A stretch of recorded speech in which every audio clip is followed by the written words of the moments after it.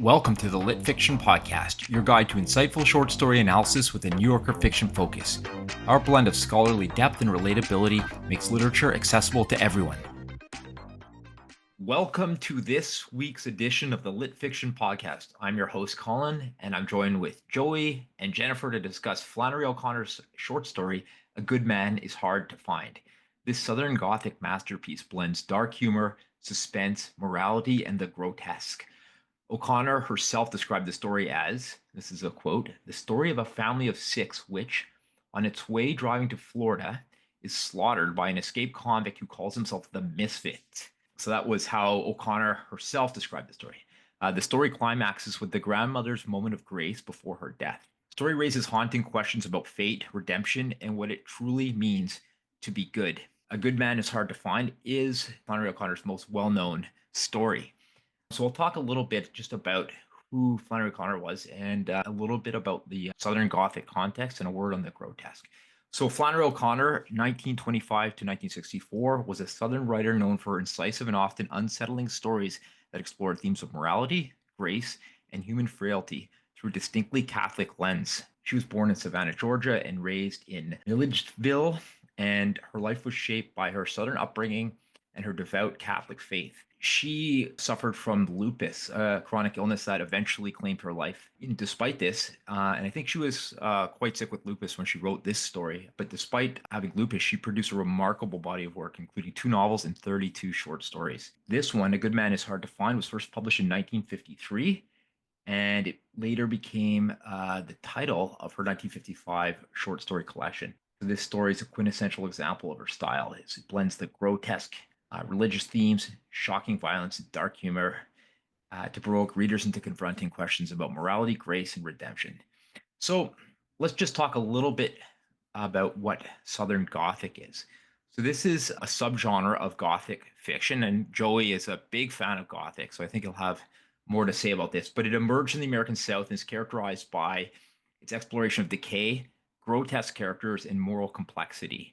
So it often criticizes social norms and exposes the dark underbelly of Southern culture, including themes of racial tensions, religious hypocrisy, and the clash between tradition and modernity. This word grotesque keeps coming up. So Flannery O'Connor, she often uses these elements, including grotesque characters like the grandmother and the misfit in this setting. So just a quick word. So from the Oxford Dictionary of Literary Terms, which I keep handy, the grotesque is characterized by bizarre distortions, especially in the exaggerated or abnormal depiction of human features. The literature of the grotesque involves freakish caricatures of people's appearance and behavior, as in the novels of Dickens. A disturbingly odd fictional character may also be called a grotesque. So that's right from the Oxford Dictionary of Literary Terms.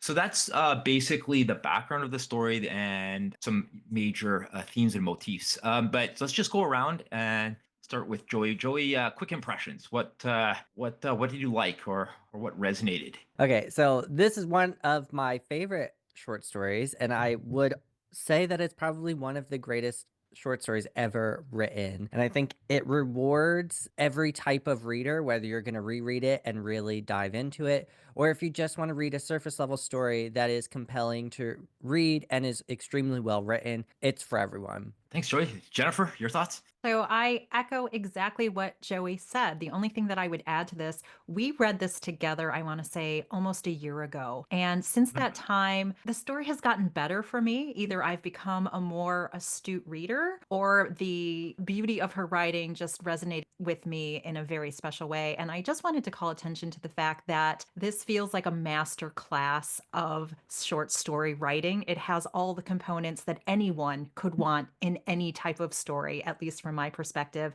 And I wanted to end my comments by saying this short story collection came out in 1955, which was 70 years ago. Right. So when I actually did the math, I thought, wow, like we're having a robust, wonderful conversation about a story that is older than most Americans, right? So it has some age to it. So I think looking at its timestamp in history is also relevant to the conversation.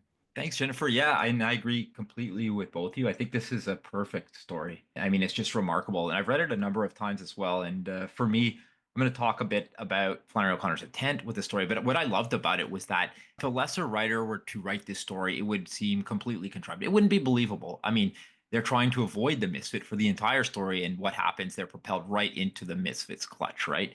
And she pulled it off perfectly because when you've read the story, it seems not coincidental, but inevitable that this happened. But again, among the other elements, of course, this is a masterpiece of plotting. And for her to be able to pull this off and make it seem not only not contrived, but inevitable.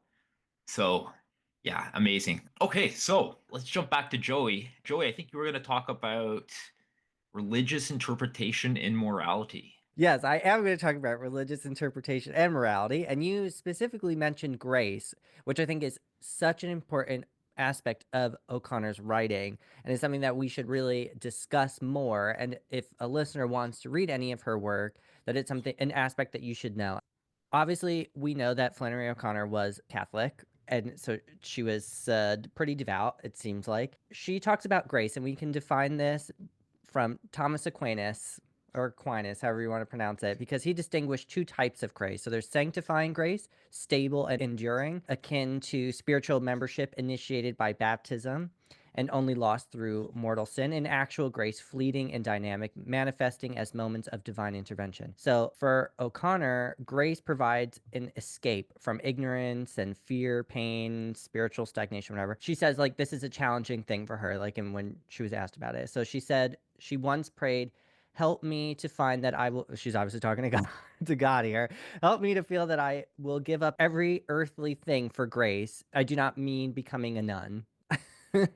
So she wasn't maybe so ready to get rid of all of her earthly goods. She still wants to live a normal life. She wants to be in grace. I think this is pretty funny. She said she hoped grace would be not as hard to get as Kafka made it. So everybody always goes back to him. She uses that grotesque violence, which you just defined for us, which is helpful, in her fiction to illustrate the workings of grace on her characters and on the readers. So her stories are blending Catholic faith and ethics and moral philosophy to help us reflect a little bit deeper into her stories. And they focus on these extraordinary moments of grace, touch the most flawed characters of the story that embody her belief that Christian literature invites deeper and stranger visions.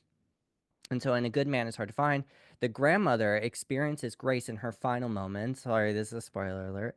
After a lifetime of shallow faith, she reaches out to the criminal misfit with newfound empathy, calling him one of my own children. And I say shallow because she doesn't really reflect a lot of these Christ-like teachings, but I'm sure we can get into that.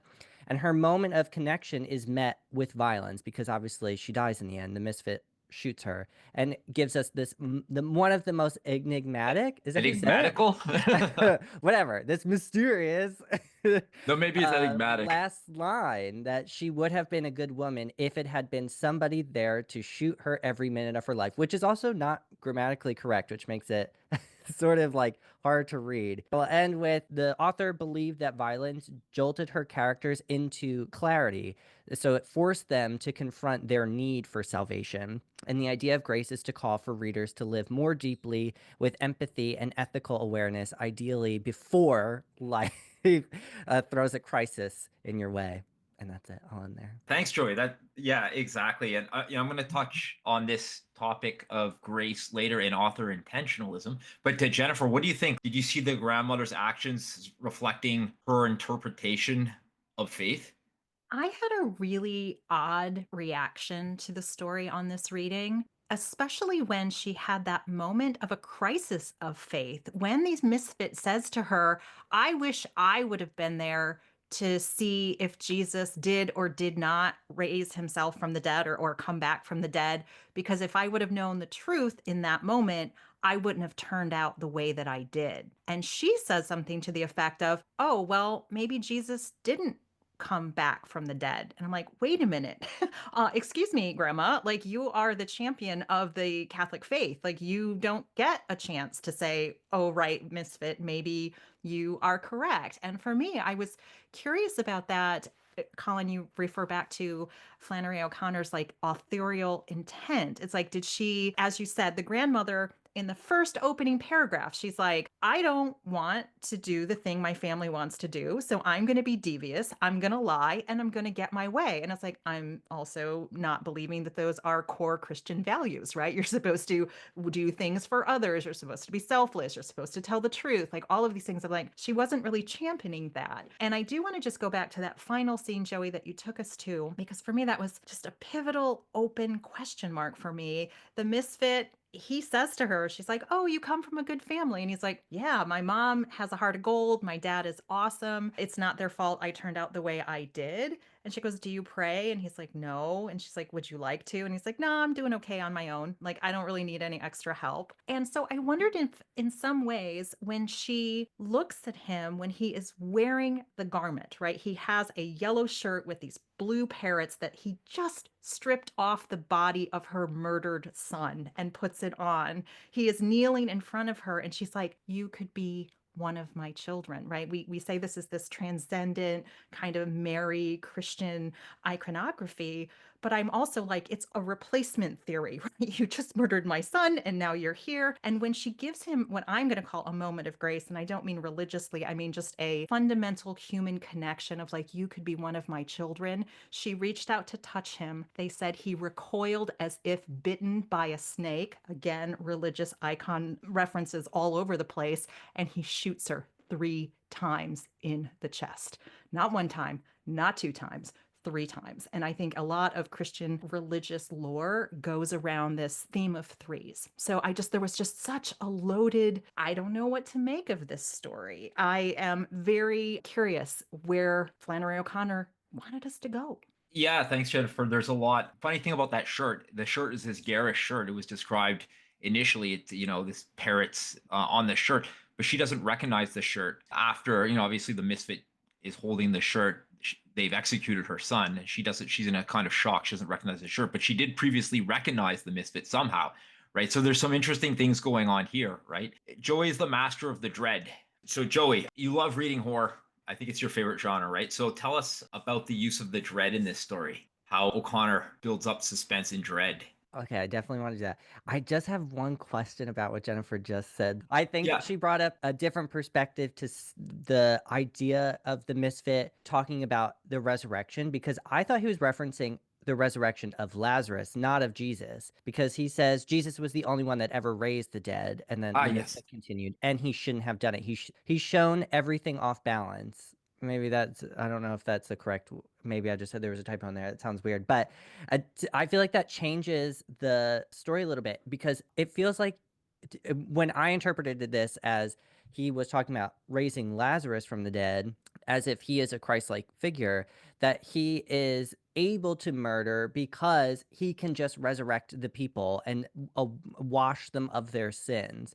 But if he's like a Christ-like figure, I just feel like, I mean, there's obviously Catholicism deeply in here, but I don't know. I feel like that kind of changes my perspective of who he is associating himself with, or what story of the Bible he's associating himself with, because obviously he's saying something about Jesus. I will go back to the dread now. So what I think makes this story so powerful is the unnerving sense of dread that you were just talking about, that the author masterfully weaves throughout the story. So from the very beginning, we sense that the family's journey is going to be doomed.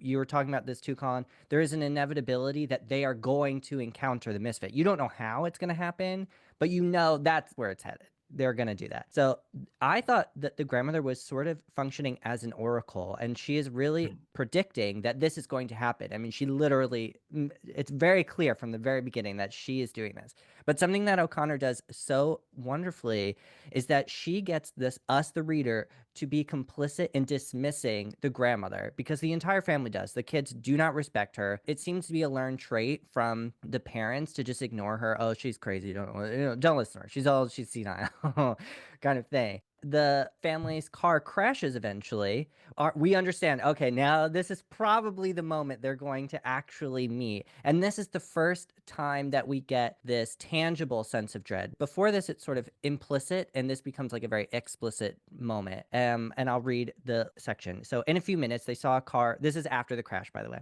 In a few minutes, they saw a car some distance away on top of a hill, coming slowly as if the occupants were watching them. The grandmother stood up and waved both arms dramatically to attract their attention. The car continued to come on slowly, disappeared around a bend, and appeared again, moving even slower, on top of the hill they had gone over. It was a big, black, battered, hearse-like automobile. I mean, that's on the nose. There were 3 men in it. It came to a stop just over them, and for some minutes the driver looked down with a steady, expressionless gaze to where they were sitting and didn't speak. Then he turned his head and muttered something to the other two, and they got out. So we know that this is not this is not a normal reaction. This is not what normal people do. You would get out and help an entire family. A baby was ejected from the car, and you would get out. But we can tell, like, well, something's not up. We don't know it's the Misfit yet. Obviously, it's not identified. I'm not going to give every detail of that because it would take too long anyway, but you should just read it. But one of the most impactful moments that is only a line is that O'Connor turns this very beautiful kaleidoscopic environment of nature, because in the beginning she's talking about how colorful the surrounding area is, and she writes, behind them the line of woods gaped like a dark open mouth. And now the woods they're personified and they're malevolent. So you know that if anybody from this family goes into those woods, they're not coming out. They're going to be consumed. And I will just say the last part that I will say about dread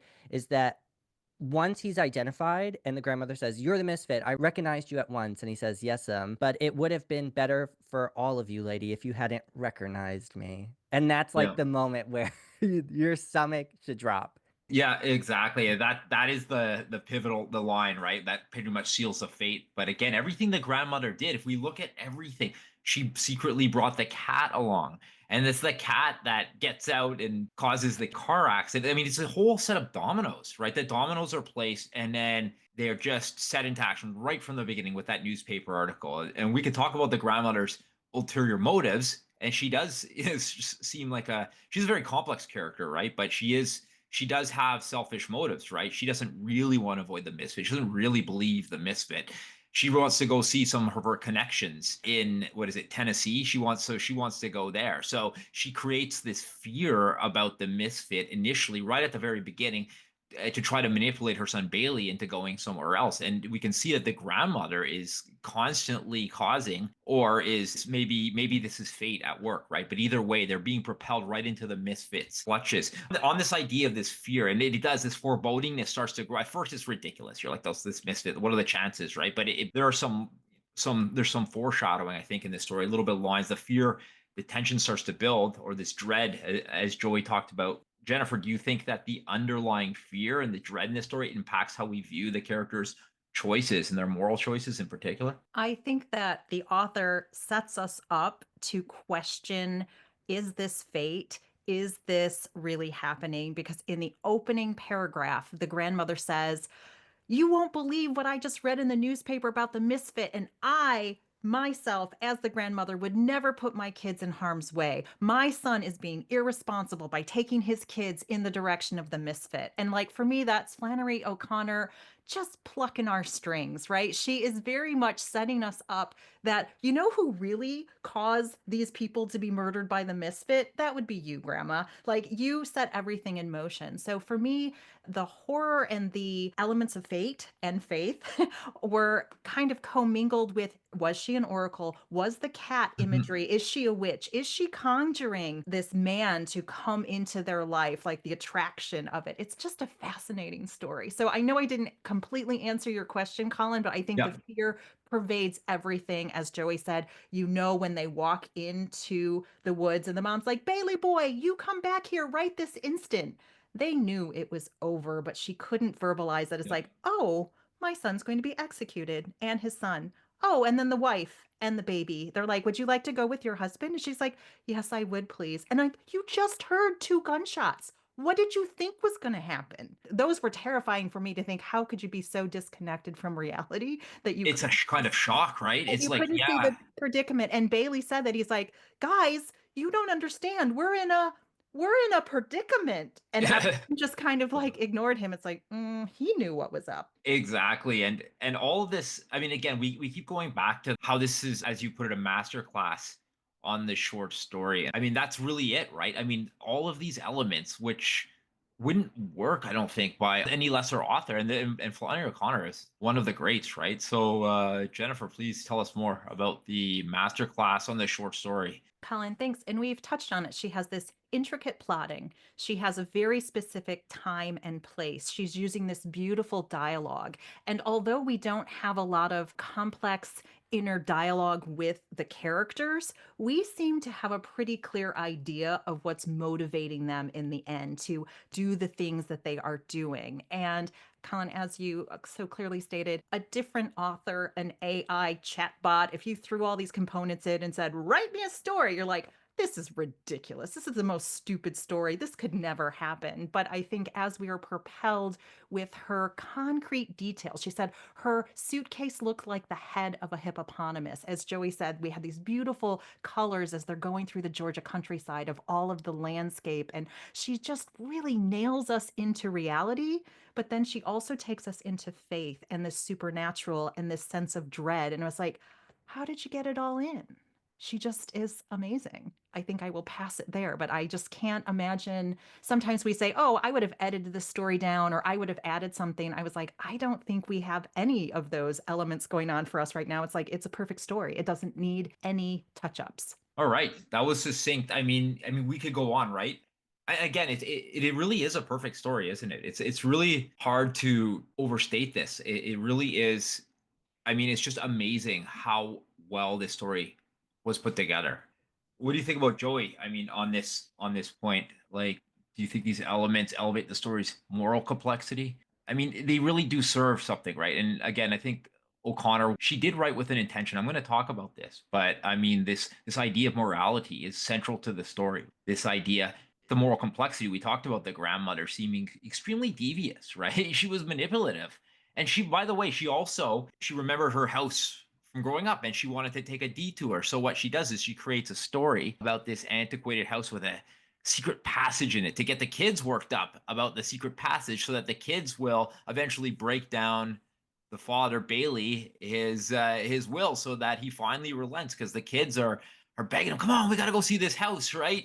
And so the grandmother, she concocts this story with that express intent. So she has been manipulating her son and the family. So it does add a moral complexity, right? Joey, what do you think? There is a lot of ambiguity with the morality in this story, and it's really subjective to the reader as like who is morally right, who is morally justified, or it really depends on your own background and your own lived experience, which I really appreciate. So chef's kiss to O'Connor there. But I do want to say that I think that there is talking about like the structure of the story as like a master class of storytelling, the actual writing. I think there might be an example of free indirect discourse in this in the very beginning. Bailey didn't look up from his reading, so she wheeled around then and faced the children's mother, a young woman in slacks, which is mentioned quite a few times, and that's like the traditional versus modernity argument here, whose face was as broad and innocent as a cabbage, and it was tied around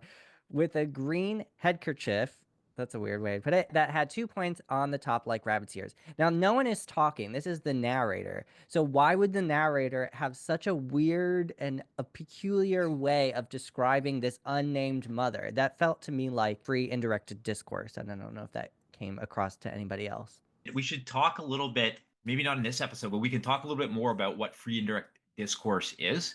We should really feature a story that's heavy. And I'm not sure if I guess it would be whose language would that be? The grandmother's language? Because free and direct discourse is right. Yeah. Basically, it gives you the strength of a first person narrator. We have the I narrator with the third person narrator. So we have a narrator who's distanced from the character a bit, but then all of a sudden starts using bits of the central character's language, right? Yeah. So I'm wondering if this was free and direct discourse. It does stand out. It's an amazing line. It's one of these vivid lines. But I guess the question is, who would this be? The grandmother's view of the mother?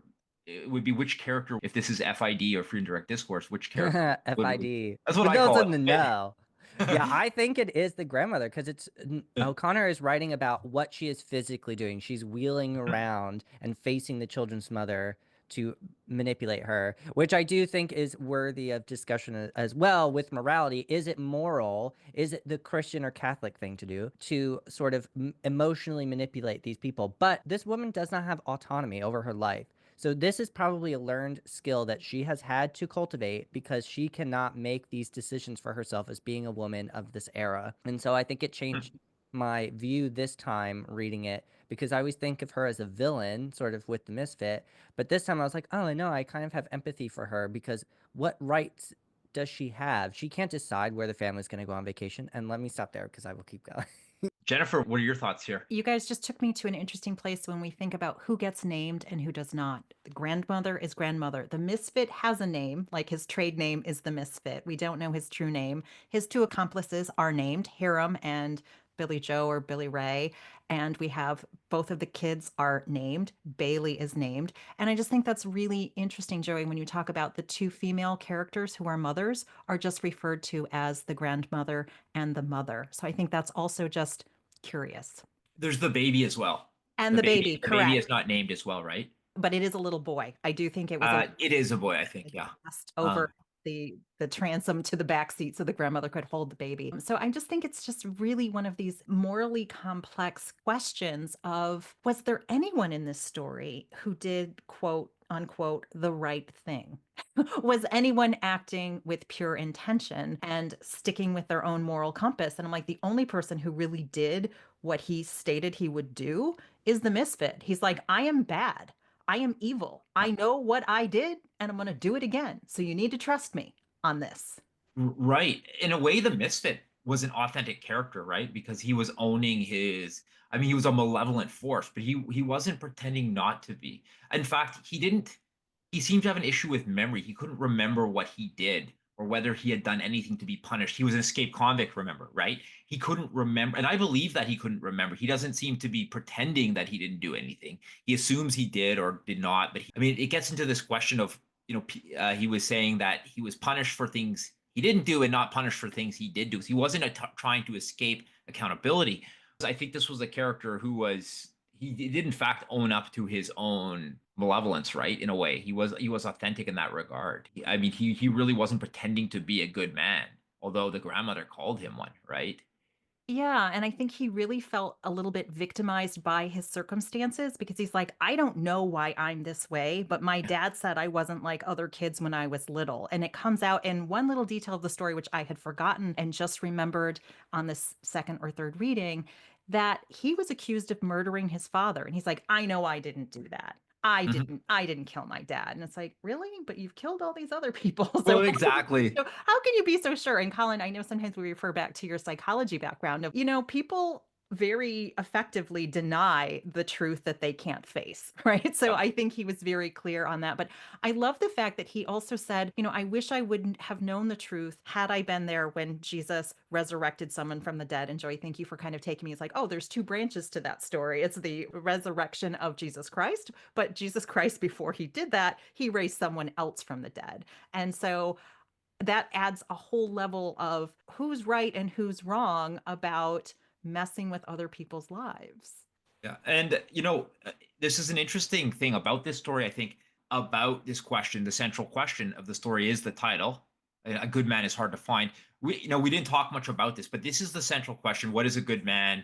A good man is hard to find. This comes up in context with Red Sammy. He's this proprietor of this weird restaurant called the Tower and everything. But there's one thing, the grandmother is this, she's like an archetype of this past Southern lady, right? She seems to embody these past Southern values, what it is to be she talks about, there aren't any a good man is hard to find, or there's, and her and Red Sammy doesn't appear to be such a good man. He's kind of rude to his wife and whatnot, but she calls him a good man. And they talk about how, the world's kind of gone to hell. There used to be a time when you didn't have to lock your doors. And the grandmother often thinks back romantically to this kind of, gone with the wind kind of stuff, right? This air, she even mentions it. It's gone with the wind. But this is in literature, you can call this, I think, contemptus mundi, right? It's this idea that, the present is decay and it's rotten and values are gone, and people look back to this golden era. And the grandmother certainly does that, right? But there is a question. She talks about this idea of the past and she's romanticizing it. But there is a question, I think, if we look at the past. There's some anecdotes that come up which are kind of racist anecdotes or whatever. And racism is certainly a part of many of her stories. Going back to you, Jennifer, what do you think about this idea of the 1950s Georgia context and its implications? Because that's when the story was written. We can't ignore when a story was written, right? Thank you for mentioning that the timestamp in which something is written is very important to contextualize. And so, what was going on in Georgia in the 1950s? So, in 1954, Brown versus the Board of Education was passed. In 1955, her story collection was published. In 1956, the Georgia state flag was redone to incorporate the actual Confederate flag in it. It was codified into their state constitution that now this symbol of the Civil War and the Confederacy is now part of their state flag. So I think pretending that the racial elements were not front and center in this story would be a misreading of the facts. The fact that they used the watermelon trope, that they carved in her lover's name, which was, EAT, and a African American child ate the watermelon and it was this huge controversy. They refer to a monkey being tied to a tree. They talk about watching, the Misfit said, I saw a man burned alive. Like there are all these undercurrents of they're driving through poverty and they see an African American kid with no bottoms on. And the grandmother says, "Oh, I wish I could paint this. This is such a quintessential American moment. Oh, it's just like the plantation. Where is it? Oh, it's gone with the wind." Like all of these sprinklings, if you're like, AI, please give me a list of the most racist tropes you could use from 1950. They're all in there. And Yeah. I just found that super interesting and sadly still relevant to the conversations we're currently having about what might be happening in America today. So that's just where I will leave that. But I thought it was, for me, very interesting to historically look at the context. I'm like, am I making this stuff up?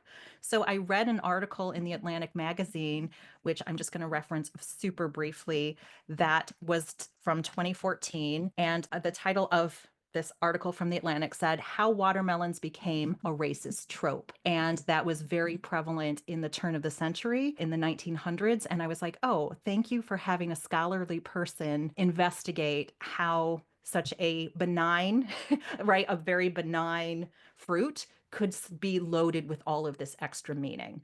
And so, Colin, thank you for letting us dipping our toe in that. But even if we ignored all of that, this story is still about violence. It's about power. It's about who gets to decide the fate of other people. Is there a divine intervention? Right? Did God swoop down and save the grandmother because she had this great revelation of her faith? No, she was still executed by someone evil.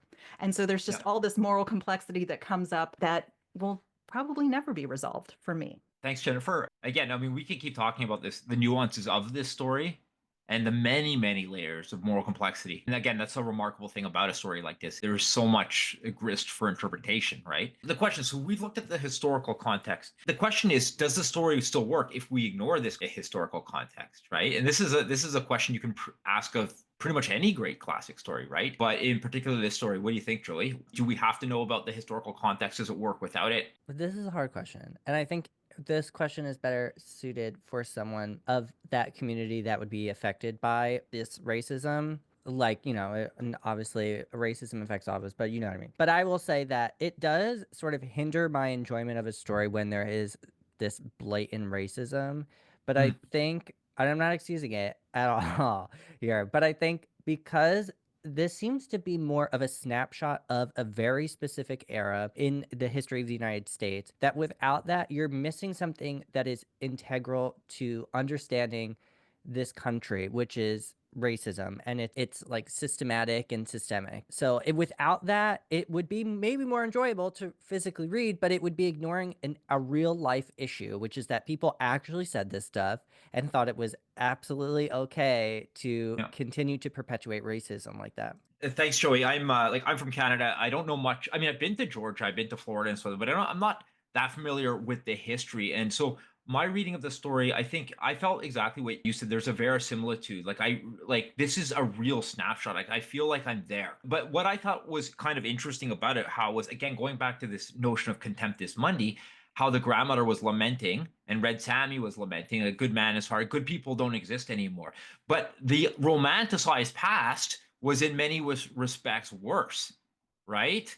It was flagrantly worse in some regards, right? So I think that's the thing with Contemptus Mundi in general, or these anybody who looks back at the golden era. They're ignoring certain problems, like, let's talk about like the Middle Ages. Often people like to romanticize the Middle Ages, but wasn't it really dirty, and there were plagues and everything, and a lot of superstition, ignorance, and so forth, right? Now, again, I'm not an expert on medieval history, but I don't think I'd want to live then personally. But again, I think we're seeing this. We're seeing the grandmother lamenting a good man is hard, but there were certain elements of the era she's looking back to it were pretty rotten, right? So I think that's something that, again, it's a kind of a select view, right? To look back and just you can cherry pick the things that are great and ignore the rest. And I think that's always often the case with this Contemptus Mundi idea, which shows up in literature all the time, by the way. It's one of these major themes for interpretation. Just one thing about your Contemptus Mundi. Yes, what is great about that, it begs the question, better for whom, right? Yes. They're always looking Yeah. back, and I Yeah. think that's an important thing for us to consider. Yes, the good old days. Yeah. For Ex- whom were they for good? whom? Exactly. And it's certainly more nuanced, right? There's Contemptus Mundi, this kind of looking back. It's a very black and white way of looking at things. So I just want to talk a little bit about authorial intent and fate. Well, we talked a bit about fate. And again, I said one thing I loved about this story, it seems we see the hand of fate at work. I mean, this is a remarkable coincidence, right? But there is, like we talked about, there are different ways to interpret it. That this is a series of unfortunate coincidences, and that's believable. But also, it also feels like this whole thing is being propelled. Maybe this is the work of fate. But and again, this question, this kind of metaphysical question aside, we do see this masterful plotting, and because of that, because of the way it's plotted, and because of the way Flannery O'Connor was able to put the sequence of events together, it's totally believable. We don't say, "Oh, come on," right? We've all watched a movie and thought, "Well, this is a ridiculous amount of coincidences." And by the way, if you read E.M. Forster's aspects of the novel, it's a series of lecture notes. He makes fun of Walter Scott for these kind of coincidences. He saw Walter Scott as an author who just bring in the most Deus ex machina. Is that what it is, Joy? It's where you will bring in just some ridiculous solution to a problem that the writer has if the writer has painted themselves into a corner, they'll bring in some miraculous solution which is completely contrived. And it's funny, I recommend Ian Forster's aspects of the novel because it's very, actually, this is a series of lectures again, but he is hilarious when he talks about he wasn't a fan of Walter Scott, the author of Ivanhoe and many others, but he talked about these kind of ridiculous coincidences that are just not believable. But there were none of these in Flannery O'Connor's story.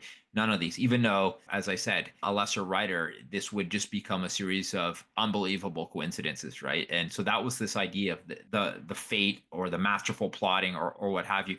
But I want to talk about authorial intent. And this is a big thing here because the reason I'm bringing it up is because Flannery O'Connor stated in interviews her intent for the story. And the first time I read the story, I didn't know this. I didn't know what she had to say about it.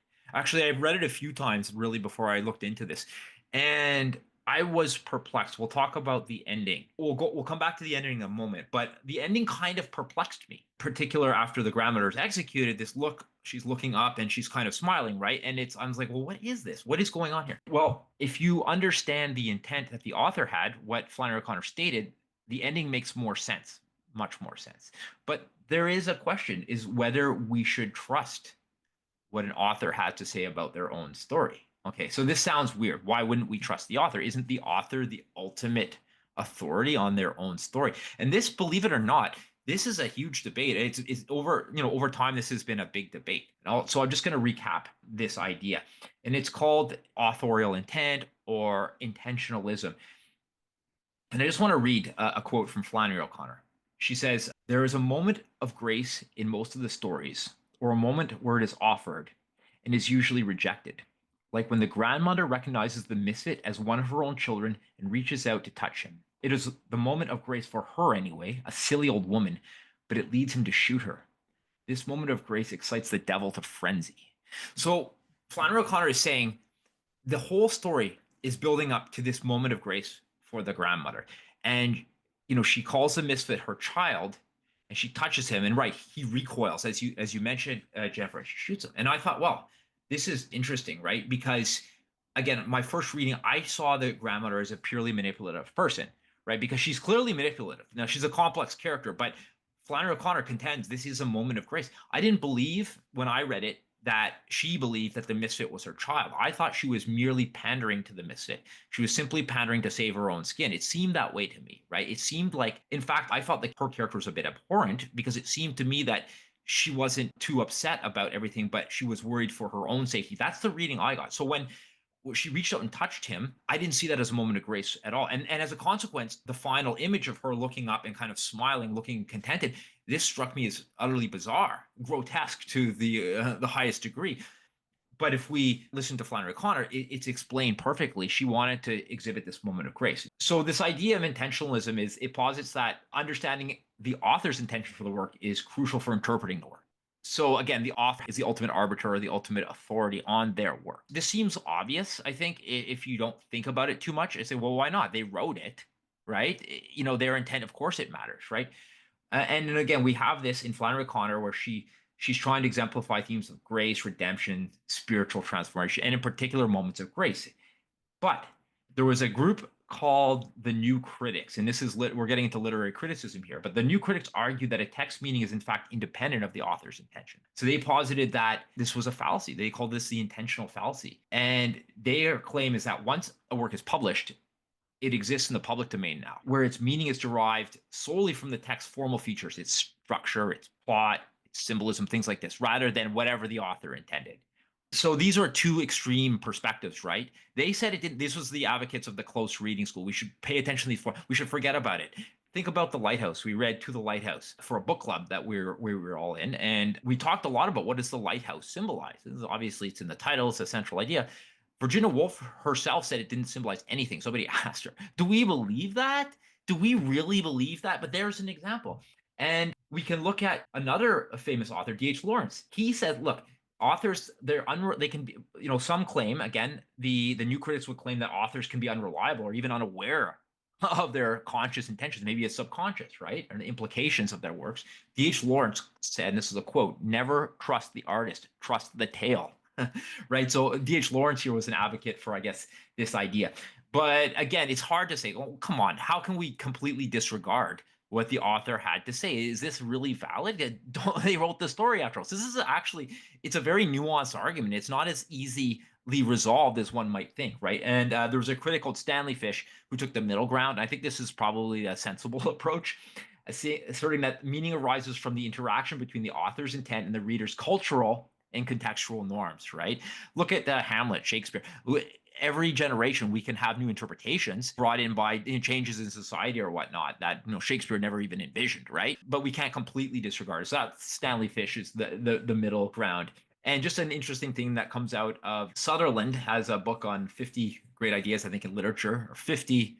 Anyway, Sutherland, the literary critic, he talks about, here's a perfect example. Defoe, the author, wrote Robinson Crusoe, which is considered one of the first English novel, right? And the novel is a very new form. It's actually, I think, again, we could talk about this, but it goes back to Cervantes, Don Quixote. I think that's considered the first actual novel. And what the novel is relative to like other kinds of fiction, we can talk about. But the novel as a form didn't come into existence. And when Defoe was writing this novel, Sutherland points out it didn't exist. The novel as a form didn't formally exist. So Defoe didn't intend to write a novel, right? And now we interpret it as a novel, right? So he had no intention of writing a novel. It didn't even exist, really. He kind of invented it. Him and a few, I guess, a little bit earlier, but in a different country, was Cervantes.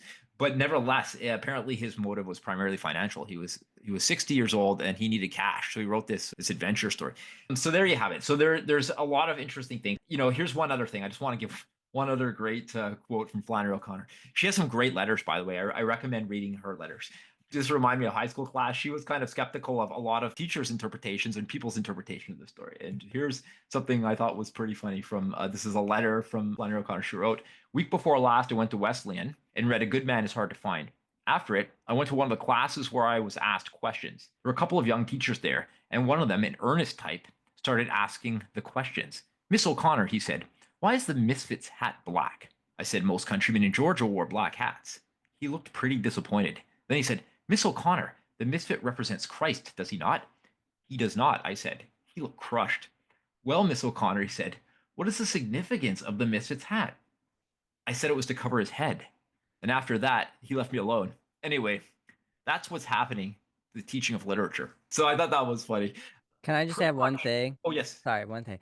The first novel, I want to give credit to where credit's due, is in the early 11th century by Lady Murasaki, The Tale of Genji. That is Oh, considered the first ever novel. oh, seriously? Yeah. So Okay. she predated Cervantes by like 600 years.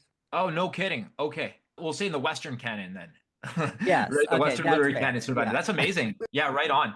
They say Montaigne invented the essay, but I was reading some Japanese essays from about 1000 AD, which are strikingly similar, in fact. So I thought these are interesting questions too, right? Who gets the credit for inventing a form, right? Don't know you're inventing the form, we still call it the form. So as Well, you said, it's exactly. like, I'm like, oh, I'm going to start something new. And it's like, no, I'm just doing my thing. And Colin, I love this sort of Goldilocks approach. It's like, once you put your work out into the world, it will take on a life and a meaning of its own. And I really appreciate that Flannery O'Connor and the others that you referenced said, you can't always trust either the narrator, the author, or yourself. Really tell the truth about a story because it may change over time and it may change as you understand yourself and the world better. So that's what I love about literature. It's like all of us are correct. Every interpretation has some merit in some way, despite what the author intended me to feel. It's like a poem. If you felt something, we did it right.